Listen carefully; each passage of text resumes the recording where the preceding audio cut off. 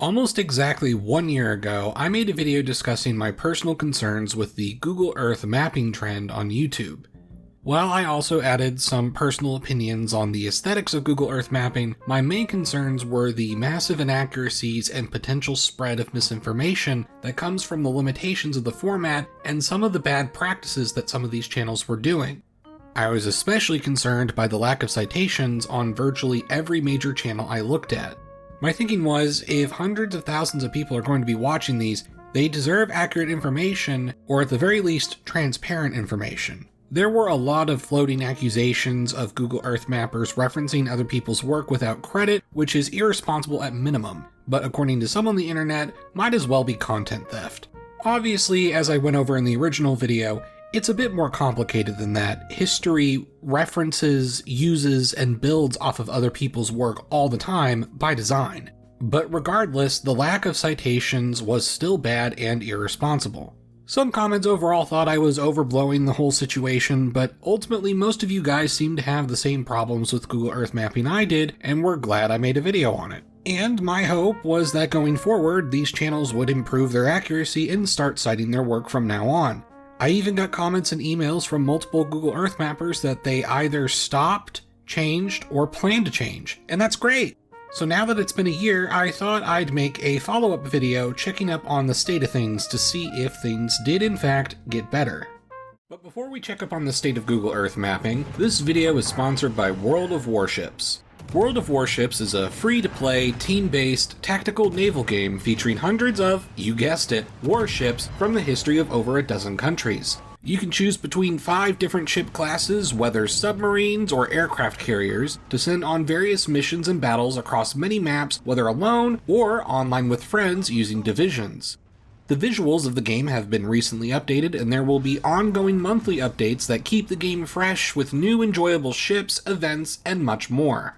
If you sign up for World of Warships with the link below and the invite code IMPACTFORCE, you can even receive rewards such as the Japanese Tier 3 cruiser Tenryu. So, sign up for World of Warships today. And for all you console players out there, you can still also join in the fun under the title of World of Warships Legends. Thanks again to World of Warships for sponsoring this video. Okay, so I think for this follow-up video, I'll go in reverse order of the topics of the original video. So let's get right to it. Have they gotten better with citations? Last time I looked at a handful of the bigger channels and their last 20 videos. I went to see if they either had no citations, maybe the most vague mention of sources, a list of sources, or something that's like a fully formatted set of citations like you'd find in a history book or a research paper. Originally, most of them didn't cite anything, but then some videos had minor citations. And there was also this weird trend where the videos that covered more modern topics had citations, but the historical topics did not. This time around, I looked at the same set of channels and I checked every video the channels made since I released my last video. So in some cases, some channels had larger sample sizes, and in other cases the channel had gone inactive, so there's not anything at all. But at least it's somewhat of a more full picture to see if there had been any changes since the original video. And, well, it's a mixed bag.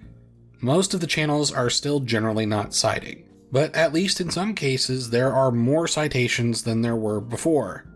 Now, of course, this does not necessarily determine the quality of research being done, as sometimes these detailed citation lists are just only citing basic Wikipedia articles.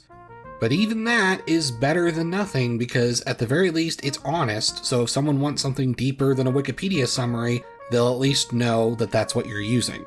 And of course, it tells people where you get your information from and provides transparency if you're using someone else's work.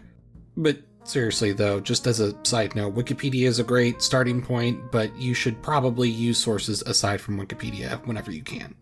Okay, what about the flawed real-time army sizes and casualties thing? Well, that practice doesn't appear to be going anywhere. I imagine for some viewers it's a part of the appeal in the first place, but I still personally think it's too deceptive and prone to massive error given how it runs on a basic linear function. Casualties and army sizes just don't work that way. However, at the very least, I've noticed most of the channels adding a disclaimer in the description. I guess if you aren't going to remove the feature, then I guess that's the next best thing you can do. However, when looking at several videos, I noticed another problem that I didn't notice before. On virtually all of these videos, the date counter is also set up on a linear function. And on dozens of these videos, I've noticed that the linear function has caused the months to all have 30 days, which means you have non-existent dates like February 30th showing up, but also the disappearance of dates like Halloween. This throws everything in the video into question now, because even if you give leeway for troop numbers and movements being an estimate, now you could risk having super important events happening on the wrong date. Because if each month always has 30 days, this means you'd be losing 5 days a year. Not every channel has this issue, but if yours does, it would be such an easy fix and a very important one. Then for the final subject, it's aesthetics, and like I mentioned in the original video, this is just a matter of taste, and technically, this matters the least of my issues. Although I do think it can make a difference in a map's legibility and readability for many viewers. I did notice some channels actually taking my advice on using non-satellite terrain maps to get the same idea across but with fewer problems. Again, obviously a matter of personal taste, but I do think this looks much better than this. But hey, I guess it's called Google Earth Mapping for a reason. Although apparently Google Earth Pro is going to be ending in 2027, so maybe people will be forced to change regardless eventually. So overall, while not every issue was fixed and not everyone addressed the same issues, I am glad at least some efforts were made by some people. I do want this to come across as genuine constructive criticism. At the end of the day, the more quality mapping content, the better. The more educational channels that cite their sources, the better. It matters more than ever, especially with the rise of AI slop. And with that, there's little else I can say without just fully repeating the original video, so I think I'll end it here. I'm Emperor Tiger Star, and I'll see you guys next time.